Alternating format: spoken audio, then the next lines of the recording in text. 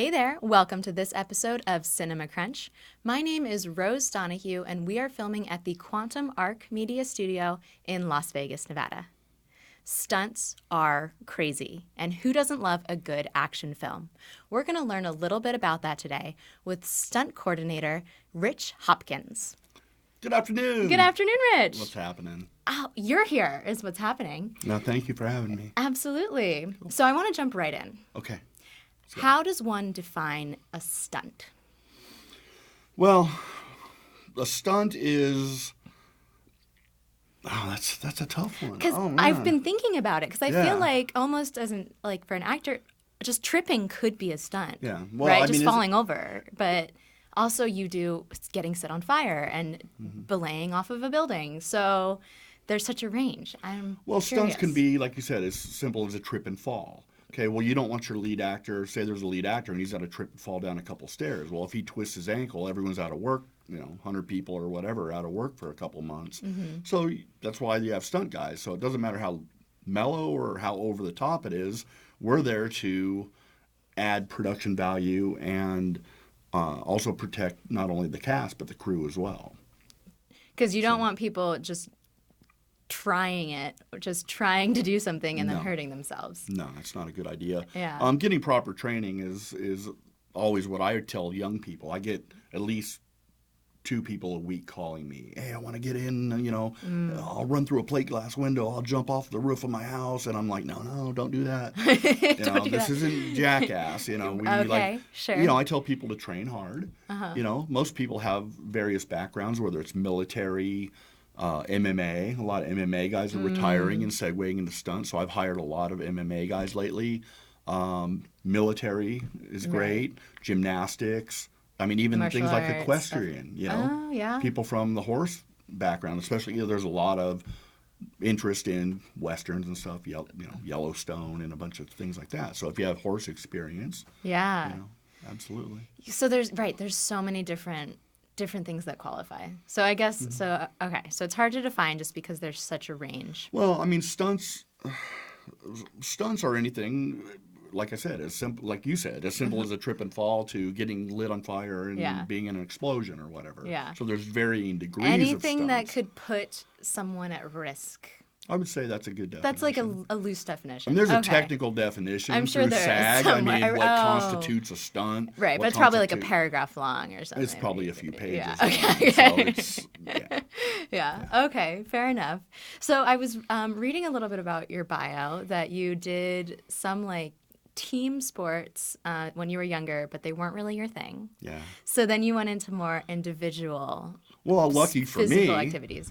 Lucky for me, I was not very good at the basic food groups like basketball, baseball, football. I was always a scrawny little surfer kid. Okay. And lucky also for me that I was always on the worst team possible, and I hated losing. So I'd be like, "It's not me, it's you," And all of a sudden I'm like, "Why do I want to rely on all these knuckleheads for the outcome of my success?" Mm-hmm. So I started getting into surfing and skateboarding. I grew up by the beach, San Diego. And I got into individualized sports, where I was responsible for the outcome. If I wipe out, it's me or whatever. Yeah. So. Right. So you can set your own goals. You can gauge your experiences and improvements on your own rather than relying on others. Yeah. And what's weird is it's gone full circle now because being in stunts, we're actually a team. That was what I was going to ask next. I think of filmmaking as such a team sport, right? So it's not like it's not an individual thing, really, because you're working with so many people. Well, what's even weirder is, a production is a team, but stunts, we're a team within a team. Yeah.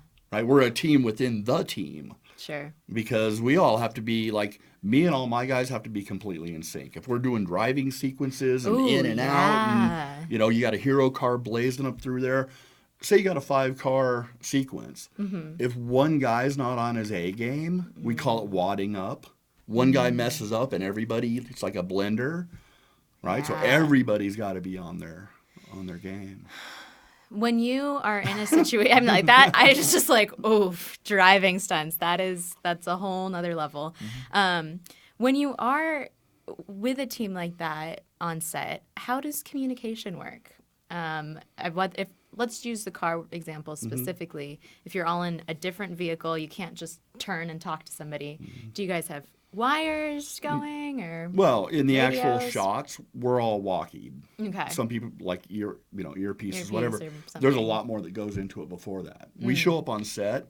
First of all, we all check out our cars, get used to them, right? Every car handles a little bit different. There may be play in the wheel, brakes may be spongy, whatever. There may be a delay in the pickup on the throttle. So we get used to the cars. We assign everybody there. Here, you're in this, you're in this. We all go drive a little bit. Okay, we're cool. Then we'll either sit down with a big dry erase board and say there's a road and we're all going to take a left. So I'll draw the road. If it's a 2-lane road, I'll get dry erase. Draw the road, and then we all get our Matchbox cars out. And we actually run it with Matchbox cars. I love that. Yeah. Or sometimes if somebody forgets the whiteboard, we'll get sidewalk chalk. Yeah. And we'll let her make a little road on a piece of street. Yeah. And have our, I always have a little bag of Matchbox something cars ready. with me. Yeah. Okay. Yeah, so we block Very it all smart. out ahead of time. We have contingency plans. If somebody falls out of line, everyone just get off the throttle. Because you never want to be hard in a driving sequence. You never want to be hard on the brakes. And most people will use brake and gas at the same time.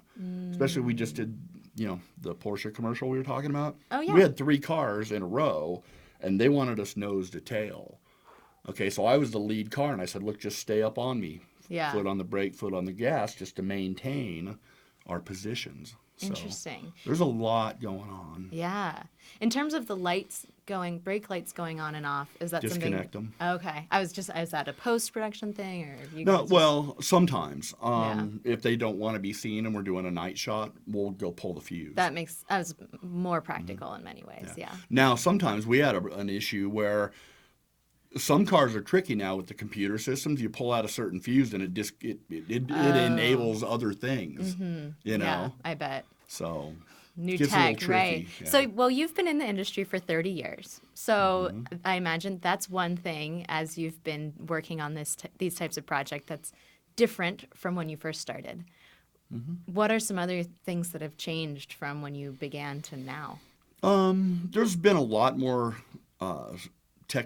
technology involved, like back in the old school days, airbags were available but not so commonplace. People would, some people actually still like using cardboard boxes and stuff, but I mean, there's technology and decelerators, descenders, where you're doing wire work off of a building. I mean, you could literally go off a 200-foot building and it would just stop you like 3 feet above the ground, where you'd haul ass down and just stop right above the deck. Oof. Yeah. And that's a newer piece of technology that's available now. Yeah. Whereas in the past, you just wouldn't do that stunt? Or No, everything's... It's weird. People think stunt guys are just like dumb as a box of rocks and, hey, I'm going to go run through this wall or whatever. You have no idea how much math and science and physics and calculations I believe go that. into stunts. Yeah, absolutely. I mean, even if you're flipping a car, okay, your goal is to flip the car, end up on the lid, and you got to figure out your trajectory speed to get it over, but also you don't want it to slide on the roof more than it needs to, maybe slide into a crew. Right, there was just an accident, earlier this year, where I guess a guy came around the corner, flipped the car, and then the car slid into Video Village. Oh no! And first thing I thought is, why Video Village in the trajectory line? Right. Like if you're traveling this way, your Video Village should be over here. Right. Back behind the action. Right. So people like in stunts, like my job is not just to make sure me and my stunt guys deliver and are safe. We're in charge of safety for the whole crew, Across making the sure board. cameras, if there's a camera position that has to be down the trajectory line, they're behind a K-rail. There's people spotting them to get them out of the way in case there's a lot going on. No, I believe that. Yeah, and from my understanding, a stunt coordinator can also act as a second unit director, so which you've had experience doing. Sure. How does that play into the structure of the set when those days come up and you do need to step into that role? Well, usually if there's second unit shots, we're shooting at the same time that the A unit is. They're dealing with actors and dialogue, and we're over crashing stuff. Okay, So cool. Yeah. I have to be completely aligned with the director to get his vision, and I'll have a set of storyboards to work off of, and we've already discussed the shots. Yeah. You know, camera placements and all that's figured out ahead of time. So it's really just a lot of communication. Yeah. And we'll be a littler unit, which I like anyway. I mean, Yeah. when you got 50, 60 people around, that's just more people you got to be on the lookout for. If I'm in my little second unit and I got, you know, a couple dozen people versus 50, you know. It's much more manageable. Yeah, that makes sense. Less people to babysit. Yeah, fair enough. Fair enough. So we were talking a little bit about your look before we started this recording, and your hair, and that you have, yes, love that. Work it. I still have some at 55 years old. I still have some. You're in a good place for 50-some years old. A little gray, but it's all right. Silver fox, making it work, yeah. We were talking about how the sides are actually shaved. You don't need to show us again, and then you have the long hair. Can you tell me a little bit about that again, about the value of versatility? Well, first of all, the reason I've always kept it short on the sides is because the sides, for some reason, are super curly. Like, my hair is pretty curly, but the sides are really curly. So if I grew my sides out and they were as long as this, I would look like Carrot Top. So I always kept it kind of, you know, chill on the sides. And then all of a sudden I'm like, wow, if I put my hair up in the man bun and put a hat on, I could look like a cop or military. So believe it or not, I play a cop or a military guy or somebody with short hair as much as I do the long hair, hippie, druggy, stoner guy, whatever. So to me, again, it comes back to versatility. If I only know how to do 2 stunts, I'm only going to get called for these 2 stunts. If I only look a certain way, I'm only going to get called for that look. Well, I can get various looks, and I do a multitude of stunts, so I'm more valuable to a production. Yeah. So again, like talking earlier about all the range of stunts you do. You know, so we were just talking about cars, you do water sports, fighting, belaying off buildings, all just across the board. Is it typical that a stunt person have all of those abilities, or is it more typical that someone focus on one specialization? Well, I did a talk for some up-and-coming stunt guys about a month ago, and I was telling them most stunt people have 2 or 3 things that they're known for. Hey, we need a car guy. We need a guy to do a cannon roll on a car. We know who to call. Okay, so I told them if you want to work more and have longevity in the business, you're going to be more valuable to a stunt coordinator if you have more diversity.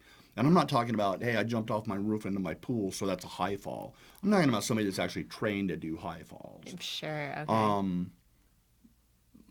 Yeah, I think it's, maybe I'm an old fuddy-duddy, but a lot of new up-and-coming stunt guys, I think it's more about the prestige of running around saying I'm a stunt man or a stunt coordinator. And to me, it's about learning your craft and being really good at it. You know, you'll be recognized later down the line once you're established and you've actually done something. But, you know, I had to come up the hard way. Like, a lot of stunts are very fraternal. There are groups of stunts that are like famous stunt families where it's like the grandfather was like a famous stunt guy. Kind of like the circus. Yeah, well, I didn't know anybody. I moved from San Diego up to L.A. and I'm like, somebody look at me, you know, and I went in guns a-blazing and found out the hard way that that's not the way to get in. Less of this, more of this. So I always tell stunt guys, I said, I came in guns a-blazing, and it turned some people off. Yeah. And now, in my infinite wisdom, 30 years later, I'm like, wow, I probably blew that guy out of the water, and he probably thought I was dangerous. Oh. Right? Not good. You know? Yeah. So I try to pass along my knowledge, you know, because, again, I had to do it the hard way. Yeah.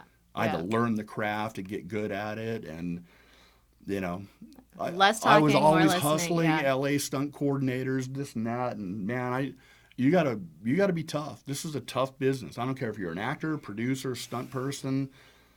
Yeah. I just want to say it out loud for people who are listening and not watching on the podcast, that more this and less this. So more listening, less talking. Get to know what people are looking for. And I think what you were saying about the prestige is kind of comes up across the industry.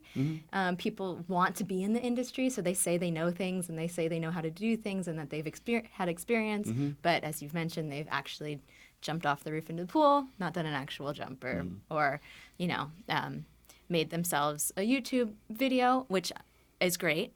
Make content out there, everybody, but haven't been in an actual film. If they're saying they're an actor or a producer, it's not really produced, or a director hasn't really directed. There's a lot of people who say things but can't execute. So I think especially with stunts, it's super dangerous if someone says they can do something but they can't execute. It changes the game. Absolutely. Well, there's a big difference between being a jackass daredevil and a professional stunt performer. Right. Stunts are dangerous. Our job is to make it look even more dangerous than it is. It's perceived danger. Yeah. But guess what? It's still dangerous. Right. But at the end of the day, I want me and all my team to go have dinner, have a beer, whatever, go home at night and see their kids and their family. We don't want anyone getting hurt. We want to make it look gnarly and just like, whoa, I don't believe that happened. So, again, to me, like stunts are a very, I use the word fraternal already, but like we're a pretty tight group of people because we know at any time somebody could get seriously injured or killed. And, again, if we're all on the same wavelength, like I would never hire somebody that couldn't absolutely do the job. Right. Now, on the other thing is I'm one of the handfuls of people that will give new guys an opportunity. Everyone's got to start somewhere, okay? So I think probably over the last 2 years, I think I Taft-Hartley'd like 5 people. Wow. Because they really wanted it bad. That's great, yeah. And they looked the part. I knew they could do what I needed them to do. And the producer said, okay, Taft-Hartley them. Yeah. Yeah, I mean, if you trust them, they know that they'll deliver. Well, if they screw up, guess who's in trouble? Yeah, it's you. Yeah, sure. Guess who's going to be all over Facebook? Yeah. And I don't really care about criticism, any of that. I have a heart and I care about people. I would probably retire if somebody really got seriously. No, thank God, I'm glad we have a wood table here. Nobody's ever been hurt under me. Yeah. Because I would hate myself. Right. I would rather be hurt than have somebody else be hurt. Makes sense. But if I'm doing my job and I'm on my game, nobody's going to get hurt. Yeah. So we are getting to the end of the interview. I do want to ask, though. Man. I know this flew by. I know. Yes, we'll have to do another one. Yay! I was curious. So for when an actor is doing a stunt, and maybe they're a little nervous, what do you usually tell people if they're nervous about doing a stunt? Well, I have to pull a Tony Robbins on them. I got to get in their head and be. Well, here, first of all, I'm never going to put an actor. Here's another thing too. Okay. Like every actor thinks they're, the next Bruce Willis or Arnold Schwarzenegger, and that's when me and the producers got to pull back on the reins and go. No, not gonna happen. Well, the thing too is, there are some very talented actors that are athletic and can. If I know and I've rehearsed with an actor and it's something mellow or whatever, and they can do it, it's better to have an actor do their own stunt practically if it's not over the top. But I always tell that actor, look. I go to him and I pull him aside, Tony Robbins, and I said, dude, I know you can do it. But guess what? If you get hurt, see all those people over there? They're going to be unemployed because you got hurt. Let me just put my guy in. So we got to kind of compromise a little bit. Wow. So that's a whole different level of like emotional intelligence that you need to bring into your job, in addition to the math and the physics and the safety of being able to identify yes or no, can they do it? Is it worth it for them to do it? Exactly. Should I just put my guy in? Well, then you got to reason with them, and I go, see the gray hair? I got that for a reason. Older and wiser. Yeah. Very cool. Absolutely. So where can our audience find out more about you and your work? Oh, I just updated the website, so thrillseekersunlimited.com right here. Look at that. Social media and everything, just Rich Hopkins Stunts. And, yeah. Perfect. Cool.